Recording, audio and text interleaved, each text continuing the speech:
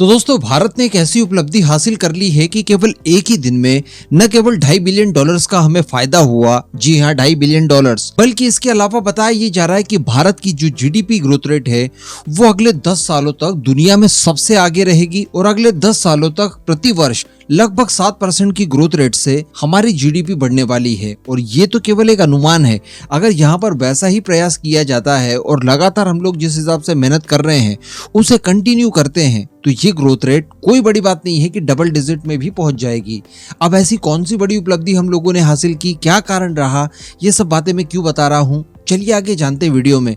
आप बस Khandwa defence fact को सब्सक्राइब जरूर कर लीजिएगा। तो दोस्तों ये वीडियो देखिए, ये वही उपलब्धि है जिसके जरिए न केवल एक दिन में हमें $2.5 बिलियन का फायदा हुआ, बल्कि हमारी जीडीपी ग्रोथ रेट भी अगले 10 सालों तक दुनिया में सबसे आगे रहेगी और एटलीस्ट 7% की तो रहेगी। जी हाँ दोस्तों, चंद्रयान 3 की लैंडिंग के साथ ही भारत की कई सारी कंपनियों को टोटल $2.5 बिलियन का फायदा हुआ। बताया जा रहा है कि इसमें कुल 13 कंपनियां थी और इसका फायदा मिलना एक्चुअली बस अब शुरू हुआ है, जो कि अगले 10 सालों तक लगातार चलता रहेगा। तो ये उन सवालों के लिए सबसे बड़ा जवाब होगा जो ये कहने की कोशिश करते हैं और उपलब्धि को छोटा बताने की कोशिश करते हैं कि भारत में बाकी मामलों को लेकर काम किए जाने चाहिए थे, क्यों भला पैसे हम लोग चंद्रयान 3 जैसे प्रोजेक्ट पर खर्च कर रहे हैं। तो दोस्तों वैसे तो आपको पता होगा, लेकिन जिन्हें नहीं पता उन्हें डेफिनेटली आश्चर्य होगा कि चंद्रयान 3 का प्रोजेक्ट इसे कंप्लीट करने के लिए हमें केवल $75 मिलियन का इन्वेस्ट करना पड़ा, यानी केवल 700 करोड़ रुपए। जैसा हम जानते हैं कि आदि पुरुष मूवी भी इससे ज्यादा बजट में तैयार हुई थी, लेकिन इसका फायदा देखिए, सीधे एक ही दिन में $2.5 बिलियन का फायदा हुआ। क्योंकि बताया जा रहा है कि जैसे चंद्रयान 3 सफलतापूर्वक लैंडिंग करता है, उसके वीडियोस वगैरह जारी किए जाते हैं, तो वैसे ही उन कंपनीज के शेयर्स जो कि इसरो को इस काम के लिए मदद कर रही थी, उनके शेयर्स अपने आप उछाल पर पहुंच जाते हैं। और इसमें कुल 13 कंपनियां शामिल थी, यानी भारत की कुल 13 कंपनियां जो कि इसरो के लिए अलग अलग पार्ट्स और कंपोनेंट्स बनाती है, जिनका इस्तेमाल चंद्रयान 3 के लिए भी किया गया था। उन सभी कंपनीज के शेयर्स बहुत ज्यादा ऊंचाई तक जाते हैं और निवेशकों का जो विश्वास था उन कंपनियों के प्रति वो बढ़ जाता है। और इन्हीं सब के चलते एक ही दिन में $2.5 बिलियन का फायदा होता है। इनमें कई अलग अलग कंपनियां हैं भारत की, जिसमें से एक HAL भी है, इसके अलावा पारस डिफेंस है, आगे देखें तो L&T वगैरह है। तो इस तरह की कुल 13 कंपनियों को बहुत फायदा होता है। तो अब आप $2.5 बिलियन में से $75 मिलियन माइनस कर दीजिए तो पता चलेगा कि आपका जो प्रॉफिट है वो कई गुना है। और इसी के साथ साथ भारत के अंदर इस कामयाबी के बाद एक क्रांति आएगी एरोस्पेस सेक्टर में, ऐसी क्रांति जो कि अमेरिका और चाइना में किसी जमाने में आई थी और आज वो इस मुकाम पर जाकर पहुंच गए हैं। इसके अलावा दोस्तों आप विदेशों से और अलग अलग प्राइवेट कंपनी से भी भारत को कॉन्ट्रैक्ट मिल सकते हैं, क्योंकि भारत इतने सस्ते रेट्स में किसी भी लैंडर की सॉफ्ट लैंडिंग करवा सकता है। तो संभव तो आने वाले समय में भारत को इसके लिए कॉन्ट्रैक्ट दिए जाएंगे।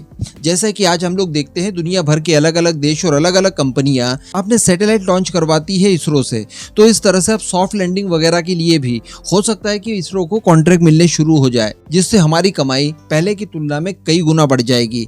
अब इन्हीं सबको लेकर एक बहुत बड़े बिजनेसमैन हैं, उन्होंने भी कुछ बातें कही है इसरो की इसी सफलता को लेकर। और ये बड़े बिजनेसमैन और बिलियनियर हैं रे डालियो।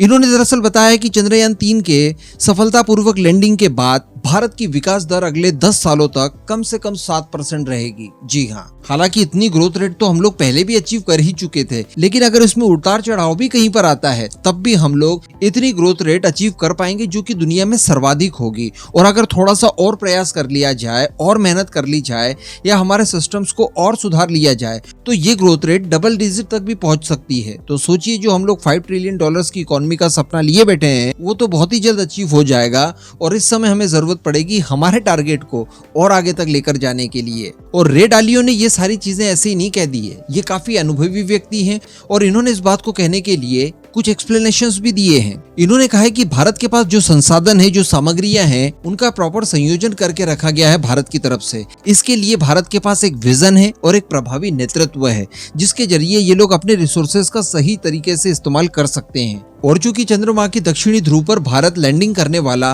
पहला देश बना है, ये बात निवेशकों को भारत के प्रति कई गुना बढ़ा देता है। अब आप थोड़ा सा सोच कर देखिए कि आज तक कई सारी रेटिंग्स जारी हुआ करती थी, जिसमें हंगर रेटिंग्स को ले लीजिए आप, पिछड़ेपन को ले लीजिए या फिर ह्यूमन राइट्स को ले लीजिए, हैप्पीनेस को ले लीजिए, मीडिया की स्वतंत्रता को ले लीजिए। इस तरह की कई सारी रेटिंग्स जारी की जाती है जिसमें हम लोग नोटिस करते हैं कि भारत के साथ एक सौतेला बर्ताव किया जाता है।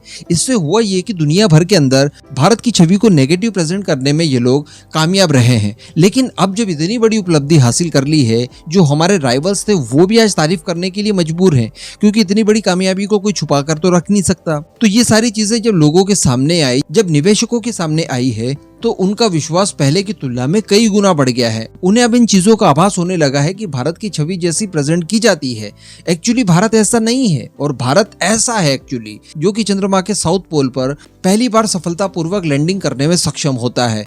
यानी इससे पहले रशिया कोशिश कर चुका है, रशिया वो जिसने भारत के पहले स्पेस प्रोग्राम को सहयोग किया था, वो तक सफल नहीं हो पाए, लेकिन हम हो गए।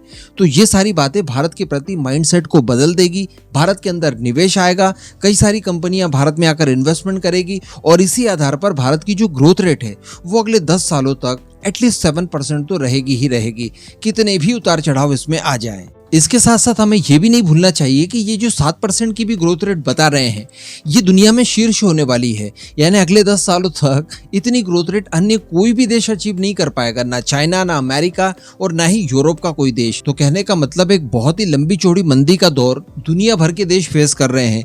ऐसी परिस्थिति में भी ये ग्रोथ रेट हम लोग अचीव करके और मेंटेन करके रखेंगे तो अपने आप में ये बहुत बड़ी बात है। तो चंद्रयान 3 किस काम आएगा, इस तरह के सवाल पूछने वालों के सामने आप इस तरह के तर्क रख सकते हैं। इस पूरे मुद्दे पर अब आपका जो भी मानना हो नीचे कमेंट करके जरूर बताइएगा।